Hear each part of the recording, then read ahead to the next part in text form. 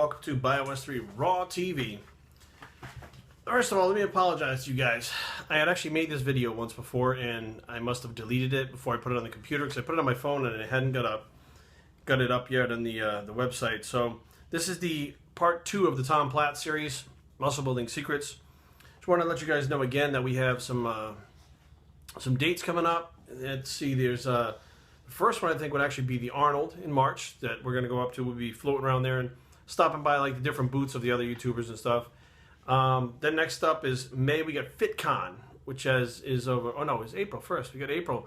April is the Blue Ridge Fitness Festival out in Virginia, and we'll be there at the Extreme Living booth. And then we have the FitCon, which is put on by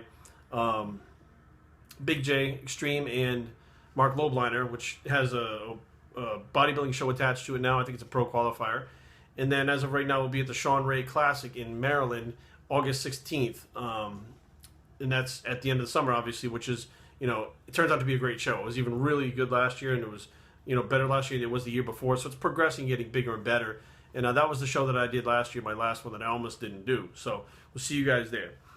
Now, without further ado, let's talk about some of these advanced muscle building secrets. Number 4, which is on the sheet, that this is this old, torn up, drooled on by Bruno sheet, is the secret of professionals that lets you feel your body explode with raw new power and size. Okay, now what Platz says, he said he's discovered long ago the secrets of milking his set to the very end and beyond, which he attributes much of his success as a bodybuilder to the determination not to waste a rep or end a set until my muscles have soaked up every last drop of stress. My goal is that the muscle should never ever get to quit early. And he says do as many full repetitions as possible. Continue the set doing to partial repetitions to 2 or more points within the target range of motion. For example, do partials at the lockout and partials at mid-range. Once you're unable to do any more partials, simply hold the weight in what's called a static rep at some point along the target range of motion. Hold that static rep for 20 seconds longer. The object of all the muscle abuse is to build tension on the muscle and then explore that tension. Now, what he's talking about sounds, it is very intense, but it's still positive muscular failure. It's not what Mike Menser and Dorian Yates and Trevor Smith, which is beyond failure demon training. It's not the same thing as that. So he's still only going to positive failure, but he's doing it a different way than I do it. And I actually have not tried this, to be honest with you. As long as I've had this paper, I haven't tried it. So maybe, the next couple of weeks when I get back from Mexico, I'll give it a try and see what comes of it. Number 5 is how to milk every single set to squeeze out the most important reps. The go slow myth is what he's talking about is worthless. He says that do each rep slowly, you feel the burn, all that stuff is bullshit. He said the muscles were designed for speed. If prehistoric humans moved as slowly as the slow burn guys in the gym, they'd have all been tiger bait. Now, basically what he's saying here is, slow on the way down, 4 count on the way down, 2 count on the way up, all that time training like that, he's saying is bullshit. As far as getting better results, I agree with that. I agree that you have to, control the weight, but to move it slowly through space, it's not as productive as moving it quickly through space, but quickly and controlled. Stress is a simple equation, he says. The more stress equals more muscle. I mean, I guess that's true, but you got to recover. As long as you're recovering, that statement would be true, okay? Number 6, how often you should train each body part for putting on mass. Let's see, they said the Bulgarians won all the Olympic gold medals in weightlifting because their training system was based on the most current scientific knowledge. Now, he's saying they use science for this. Leo Costa studied with the Bulgarians and brought that knowledge back home to the United States. The Bulgarian principles have blown away many bodybuilding powerlifting myths out of the water, and the 3-day recovery period is one of them. So now what they're saying is the optimum time frame for an individual workout is 45 minutes. That's about how long I train. So, and that's not even, I don't keep it to 45 minutes. That's how long it takes me to fail on all the sets that I'm doing. Beyond that, an athlete quickly sinks into diminishing returns. Now, I'd say if I start approaching a hour and a half workout, yeah, I start to, definitely deplete and not recover as quickly. So now they're saying that, whether a muscle's sore or not, the muscle can still be trained. That doesn't mean it's not recovered. Just because a muscle's sore, that's just leftover byproducts of energy breakdown that's left in the muscle, that's left it irritated, and has nothing to do with the fact of whether the muscle is recovered or not. He said a muscle can actually be trained about 5 hours as opposed to the old 3 days after the previous workout.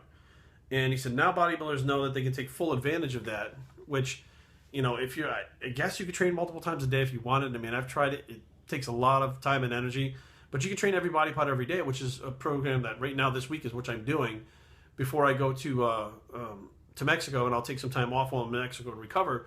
But I'm not losing any strength in the gym. I'm actually maintaining my strength, but training every body part every day. So it doesn't take that long for body parts to recover. Unless you're doing 50, 60 sets per body part, then it's obviously going to take you longer to recover. How to full fatigue and increase both your volume and intensity at the same time.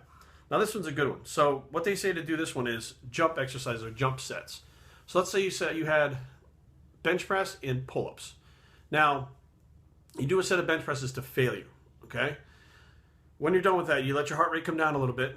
When you're ready to go for the next set, you do a set of pull-ups. Now, although your chest may be stabilizing on the way down on the pull-ups, it's essentially not being pushed to the max.